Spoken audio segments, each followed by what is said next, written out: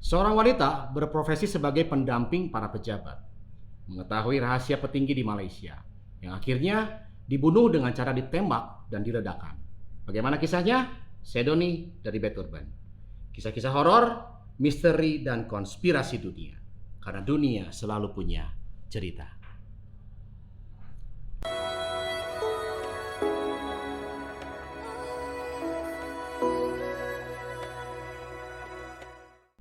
Oke Beders, sebelum kita lanjutkan kisah wanita ini, kita mau ngingetin untuk para Beders, jangan lupa kalau kalian suka sama Bad Urban, like and subscribe supaya kita bisa lebih bersemangat untuk berbagi cerita dengan kalian.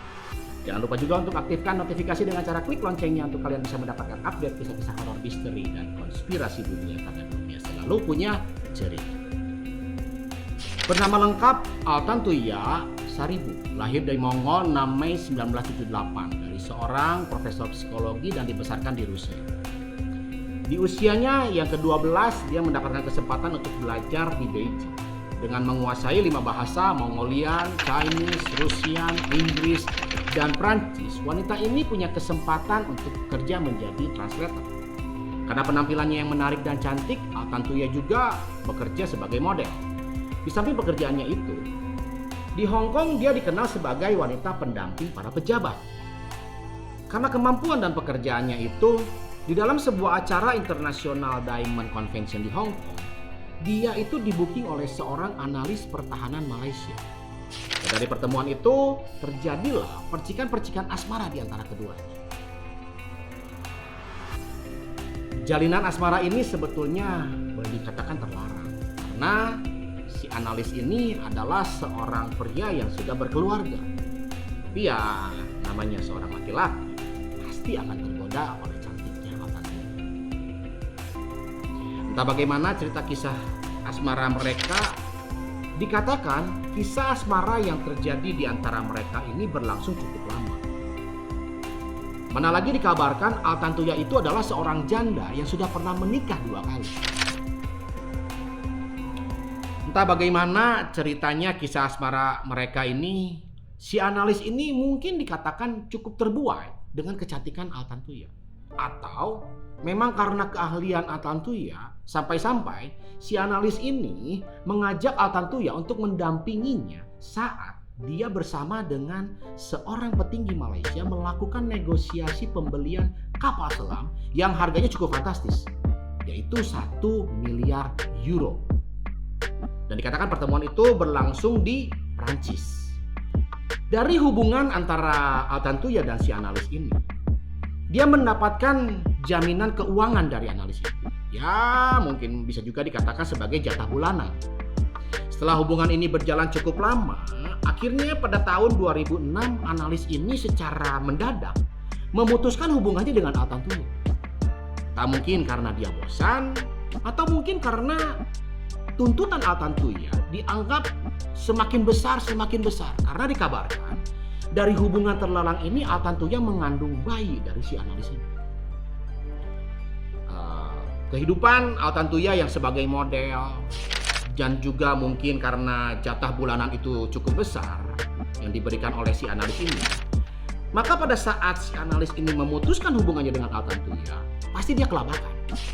Karena mungkin biaya hidup Altan Tuya yang cukup besar dan dari penghasilannya ini dirasa kurang, begitu jatah bulanan yang diberikan analis ini berhenti, Altan Tuya pasti kelabakan dalam memenuhi kebutuhan bulanannya. Mungkin juga awal-awal jatah bulanan itu masih dikasih. Ya, saking lamanya, 4 juga mungkin si analis ini. Di-stoplah setoran bulanannya. Entah karena tidak bisa menerima kenyataan ini.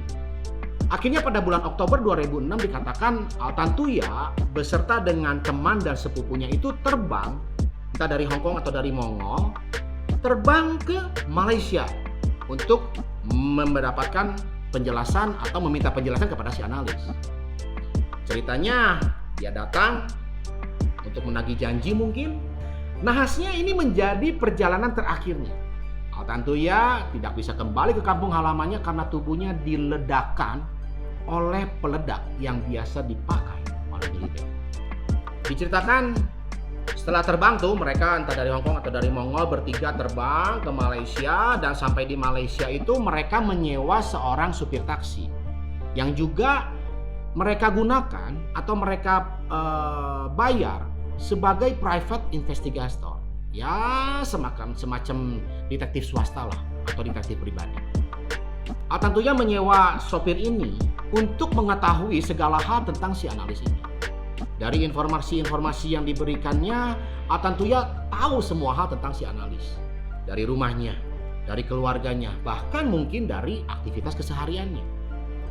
Nah, setelah mengetahui nih info-info yang sudah diberikan oleh supir taksi itu, akhirnya tentunya melancarkan aksi. Dia menghubungi si analis itu. Coba telepon beberapa kali, namun tidak ada tanggapan dari si analis ini. Sampai-sampai dikatakan Altantuya sempat mengancam akan melakukan sesuatu kepada putri si analis.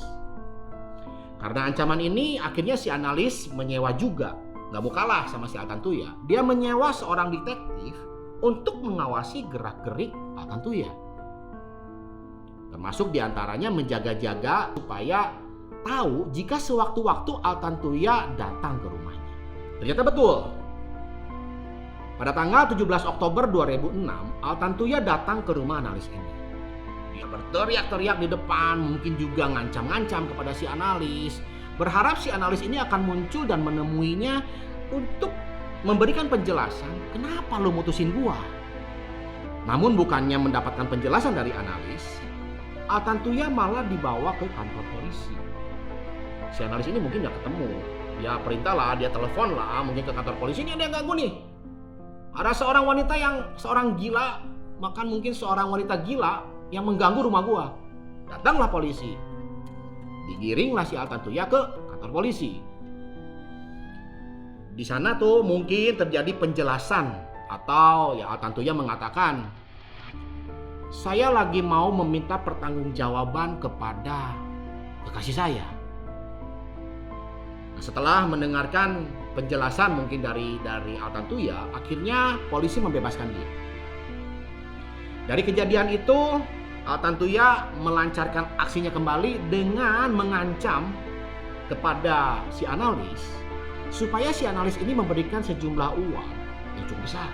Tidak tanggung-tanggung, 500.000 US dollar dia meminta. Kalau dipikir-pikir, seandainya hanya untuk minta pertanggungjawaban atas bayi yang ada di dalam kandungannya, uang 500.000 dolar itu boleh terbilang sangat besar. Apakah mungkin uang yang cukup besar ini diminta oleh Altantuya sebagai uang tutup mulut dari rahasia yang dia ketahui? Pertama, mengenai transaksi pembelian kapal selam yang beritanya ini cukup luas dan disinyalir dari berita Malaysia, dari pembelian kapal selam ini ada kasus korupsi di dalamnya, atau mungkin uang pelicin. Atau mungkinkah ada rahasia-rahasia lain yang diketahui Altantuya yang bisa mengancam posisi petinggi Malaysia itu? Nah, setelah ancaman itu dilancarkan oleh Altantuya, dia berharap si analis ini bisa merespon.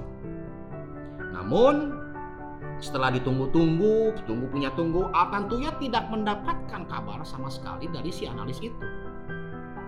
Setelah akhirnya 2 hari dia menunggu, Altantuya kembali ke rumah si analis itu seorang diri.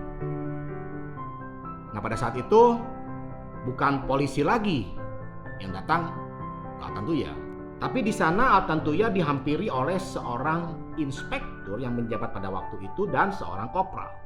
Karena terlihat dari rekaman CCTV terjadi pembicaraan di antara mereka. Nah, setelah beberapa lama terlihat, akhirnya Altantuya mengikuti inspektur tersebut ke dalam mobil. Entah mungkin dijanjikan akan bertemu dengan si analis atau terjadi pembicaraan yang lain, kita tidak tahu karena hanya terekam dari CCTV saja. Dan itu adalah kali terakhir Altantuya terlihat hidup. Karena setelah keesokan harinya teman dan sepupunya itu menunggu Altantuya. Semalaman dia tidak kembali. Di pagi harinya mereka berdua akhirnya melaporkan kepada polisi karena 1 hari sebelumnya pada saat si Altantuya akan pergi ke rumah si analis ini, Altantuya berpesan, Jika seandainya besok pagi Altantuya tidak kembali ke hotel, dia berpesan supaya mereka diminta melaporkan si analis ini kepada polisi. Maka akhirnya mereka pergilah ke kantor polisi untuk melaporkan kehilangan Altantuya. Dari hasil investigasi yang dilakukan oleh kepolisian dan dari keterangan para tetangga di sekitaran rumah si analis ini, akhirnya polisi menangkap inspektur dan si kopral itu. Dan dari mobil inspektur, mungkin dari tempat si inspektur, ditemukan ada barang-barang Altantuya yang tertinggal, termasuk sepasang sepatu yang digunakan oleh si kopral. Dan di sepatu itu terdapat noda darah, yang tidak lain adalah darah si Altantuya. Dan dari bukti-bukti ini akhirnya si inspektur mengakui telah menghabisi nyawa Altantuya dengan cara ditembak dan diledakkan. Diledakkan, bro. Mereka, inspektur dan kopral ini, melakukannya di sebuah mukmin bukit raya dekat Shah Alam, Selangor. Berdasarkan pengakuan, akhirnya polisi melakukan penyisiran di daerah itu tuh. Dan betul, ternyata ditemukan sisa-sisa potongan tubuh Altantuya. Dan dari hasil forensik, Altantuya diketahui telah ditembak 2 kali sebelum dia diledakkan. Gua heran, kenapa harus diledakkan? Ditembak 2 kali mati sudah cukup dong, dikubur saja. Ini sampai harus diledakkan.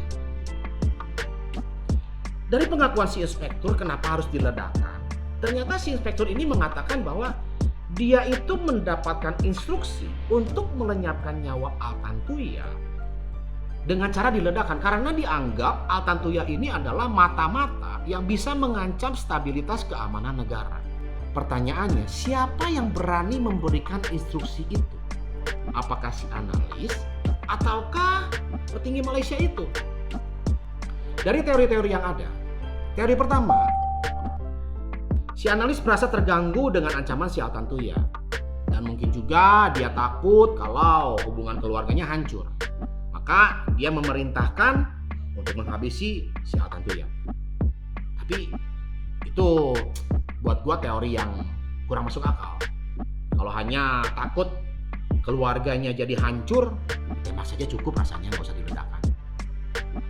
Teori yang kedua, si analis merasa khawatir dengan ancaman yang mungkin juga terdapat informasi yang diketahui oleh Altantuya soal pembelian kapal selam tadi. Karena dikabarkan dari transaksi ini ada sejumlah uang, bisa dikatakan uang pelicin sebesar 10 juta US dollar yang diterima oleh petinggi tersebut. Mungkin juga karena takut ketahuan, makanya si analis melapor ke petinggi Malaysia itu, yang akhirnya membuat si petinggi itu menginstruksikan kepada inspektur untuk menghabisi dan meledakkan Altantuya. Atau teori yang ketiga, mungkinkah si Altantuya ini mengetahui rahasia lain selain daripada pembelian kapal selam? Dan rahasia ini mungkin bisa mengancam posisi si petinggi Malaysia itu, karena pada waktu itu bersamaan juga dengan pemilu yang diadakan di Malaysia. Bagaimana, Beders? Apakah kalian setuju dengan teori-teori tadi atau kalian punya teori yang lain? Yuk, komen di bawah. Jangan lupa juga untuk like and subscribe supaya Bad Urban tetap eksis untuk memberikan kisah-kisah horor, misteri, dan konspirasi dunia, karena dunia selalu punya cerita. Saya Doni dari Bad Urban. Ciao.